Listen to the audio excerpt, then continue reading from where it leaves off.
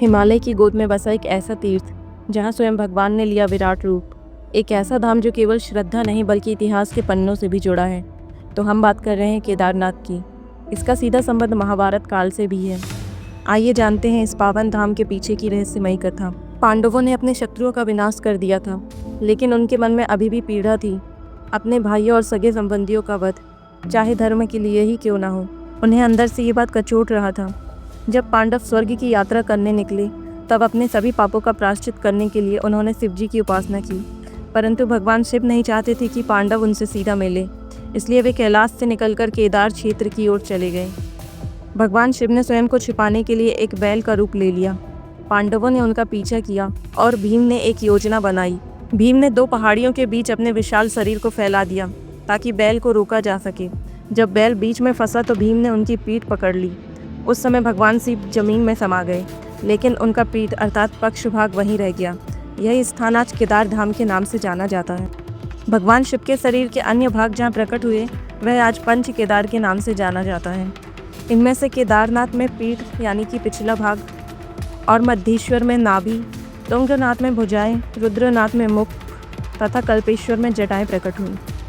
यह कथा ही आगे चलकर पंच केदार की उत्पत्ति का आधार बनी। एक चमत्कारी और तथ्य यह है कि केदारनाथ से लेकर रामेश्वरम तक की कई पवित्र शिव मंदिर एक ही रेखा पर स्थित हैं, जिसमें कालेश्वर, श्रीकालहस्ती, एकम्बरेश्वर, अरुणाचलेश्वर, चिदम्बरम और रामेश्वरम के मंदिर शामिल हैं। इन्हें शिव के पंचभूत तत्वों का प्रतिनिधित्व माना जाता है। 400 साल तक बर्फ में दबा रहा केदारनाथ। ऐतिहासिक और वैज्ञानिक स्रोतों के अनुसार केदारनाथ मंदिर एक समय 400 वर्षों तक बर्फ के नीचे दबा रहा। 8वीं शताब्दी में आदि शंकराचार्य ने इस स्थान का पुनरुद्धार किया, तब उसे फिर से बनवाया गया। मंदिर के पीछे ही आदि शंकराचार्य जी की समाधि स्थित है। 6 माह तक जलता है दीपक। दिवाली के बाद जब मंदिर बंद हो जाता है, इस दौरान 6 महीने तक मंदिर बंद रहता है। आश्चर्य की बात यह है कि मंदिर के अंदर दिया ना बुझाया जाता है और ना ही यह स्वयं बुझता है। यह भी एक अद्भुत रहस्य है कि आखिर कौन 6 महीने तक इस मंदिर के अंदर दिया जलाता है। केदारनाथ का भविष्य और लोप होने की भविष्यवाणी। पुराणों के अनुसार जब नर और नारायण पर्वत आपस में मिल जाएंगे, तब इस पूरे क्षेत्र के तीर्थ लुप्त हो जाएंगे। बद्रीनाथ और केदारनाथ का मार्ग भी बंद हो जाएगा और भविष्य बद्री नामक एक नए तीर्थ का उद्गम होगा। मंदिर की रचना का रहस्य। 6 फीट ऊंचे चबूतरे पर बना यह मंदिर 85 फुट ऊंचा, 187 फुट लंबा और 80 फुट चौड़ा है। इसकी 12 फुट मोटी दीवारें इस बात का प्रमाण है कि यह अद्भुत कला का नमूना है।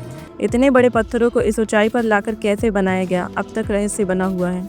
केदारनाथ की प्रकृति और पवित्रता। केदारनाथ पर्वतों से घिरा हुआ है। केदार डूम, भरतकुंड और खर्च कुंड जैसे ऊंचे पर्वत हैं। यहाँ 5 नदियों का संगम भी है, मंदाकिनी, मधुगंगा, क्षीरगंगा, सरस्वती और स्वर्णगौरी। ये सब इस स्थल को और भी पवित्र बनाते हैं। 2013 की विनाशकारी बाढ़ में जब सब कुछ तबाह हो गया था, तब भी केदारनाथ मंदिर सुरक्षित रहा। एक विशाल चट्टान मंदिर के पीछे रुक गई और उसने पूरा मंदिर बचाया। इस घटना ने लोगों में विश्वास और भी बढ़ा दिया कि यह मंदिर सच में दिव्य है। केदारनाथ सिर्फ एक मंदिर नहीं, एक जीवित इतिहास है। यह जगत भक्ति, रहस्य और अद्भुत घटनाओं का संगम है। ऐसे ही रहस्यमयी कहानियों के लिए चैनल को ज़रूर सब्सक्राइब करें। ओम नमः शिवाय।